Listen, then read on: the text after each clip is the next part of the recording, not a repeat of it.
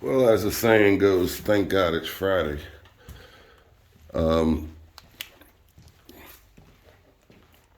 few things that happened. We started getting the manifold in this for the natural gas. This is a temporary clamp. We were trying to get alignment. And one of the things we found out, here it isn't too bad if you look at it, that the bottom of the joist, well, here you can see it, kind of, I see one there. I can see that this is up compared to that. These joists, when they built this place, 1800s, you can actually see that they actually morsed. I think they call it morse and tendon. I forgot the actual term. But imagine some kid, or it probably was one of the master carpenters, with no power tools, cutting the end of these joists and making it fit in that hole. Now here you can see after 100-something years, they've moved. So one of the things the building that happened was as the building settled and also the damage done to that main beam, the joists are uneven. They looked to make them level upstairs. I guess we put the floor down, but down here it wasn't important in those days, I guess. So that is a challenge when you're running steel pipe that does not flex 1/32 for you. Maybe a 32 if something got loose. But anyway, so what we did is we got two takeoffs here. One is going to be for the first floor gas range. And again, like I said, I included about 200,000 to 250,000 roughly for that. So it's a 1-inch pipe. The gas range is right here. We're right under it in the basement. So we're literally about 10 feet away from the meter. With a 1-inch pipe, you can get a lot of power out of that. So that'll give them a wide variety of gas ranges to use. I know they said they wanted a 6-burner, which are, not your 80,000 BTU average stove, roughly. The other 1-inch we changed up is going to be the feed for the third floor mechanical room. And that one's going to come over, and we're going to go up. We're going to go through this hole that says G on the right there. I can take you around to where it comes through.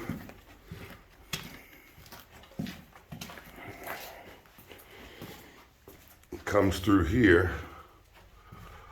You see G, and then we're going to run it right inside this beam. Between these two joists. And the hole on the right here is what we chipped out or cut out to go up. That hole aligns with the holes upstairs that I'll show you in a later video. The previous video where I had to drill through 18 inches of solid wood. Well, these two holes line up with those two holes. So this will enable the 1-inch gas pipe to go all the way to the third floor. That's the idea for that. And the next one would be, here's the main again. So we came through this masonry wall. You can see it sleeved again. Sleeves probably pushed back. And here's a good example, probably you can see in this video, of how the joists are off. See that? Now you can see what, about 1, 2, 3, 4, 5 of them? 6 of them. Watch as I push the camera up. They all disappear except one. And that one I think is this one. So it's actually lower than the rest, and I can see why. There was some kind of, this is what the air conditioning guys did, or heating guys years ago. They cut the beam out, and notice how they put this, they scissored this board across and put it in. It's not 45 degrees, it looks like 30. And I guess the idea was they knew this beam, when they cut it off of the foundation wall, it lost its support, it was going to drop. So they cut the board at 45 or 30 degrees to hold the board up. Interesting, didn't work. Well, just took 100 years for it to drop. So anyway, the gas line is going to come straight down this wall, and due to the uneven joists, we were unable to get it up tight to the joist here. Also, the heights of the joists in this room are different than the other room. So, show you again how we able to get it up pretty high in there. Well, you see it in the distance there. It's pretty high up. You can hardly see that black gas pipe. Then you come on this side, it comes through the wall and it's 2 inches down.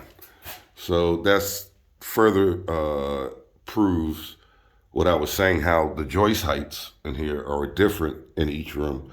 Probably gonna be different in the next room, but thank goodness we don't have to go further than this room. So the gas line is gonna come down, and now that it's down this low, our only choice is to 45 up to get it tight. And we want to do is touch the beams like this, get it tight to the beam to pass the doorway. See this doorway? So we want the pipe tight up here, getting past the doorway. Once it's past the doorway, I believe it might be able to stay that height, and then we got to come through and get it inside here. Now we're in the mechanical room. There's the furnace. And then we're going to make a turn and go this way. Right there are going to be the Navions. And that's the end of the trunk, the main 1.5-inch trunk. So you even see some mock holes that were done here. The big round one wasn't close enough to the wall. The X with the 0 matches the fitting down here.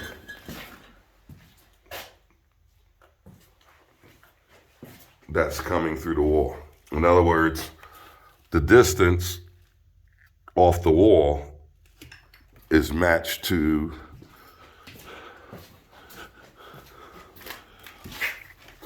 this mark, this one. So that hole is going to be cut today, and hopefully this pipe will be across and start on the next turn. It's slow moving. I mean, here's the pipe, because anyone who's done this, where you see guys have flex pipe out in the field, and they're flex piping their you-know-what's off, which they ruined. And my theory is they're going to ruin AAVs as well, because they're not installing them as the manufacturer designed them. And already, if you are studying fuel codes, we're to the point that 20 years ago or 30 years ago, we would bury this pipe underground, black malleable. And if you notice, little by little, they stopped using steel pipe underground. The gas company uses it. That's how they make big manifolds or intersections when they're doing big developments. So they've gotten away from it. Most of the underground pipe now is poly.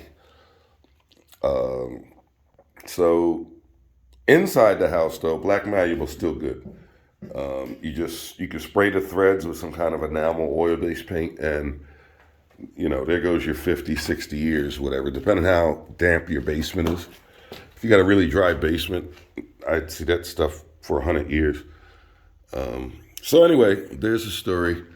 The other hole that we cut, and we're going to get off this video, is for the condensate coming from the 3rd floor mechanical room. So that's going to follow just like the gas line. It's going straight over. It's going to go through this hole. So the one that says C for condensate.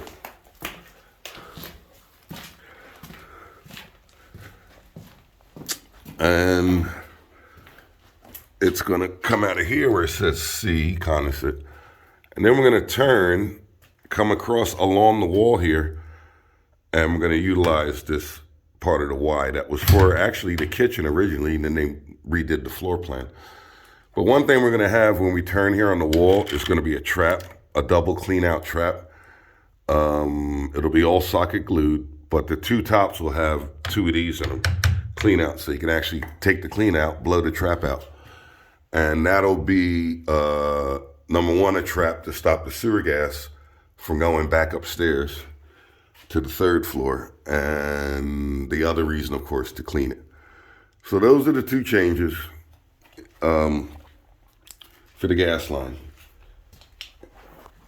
See ya.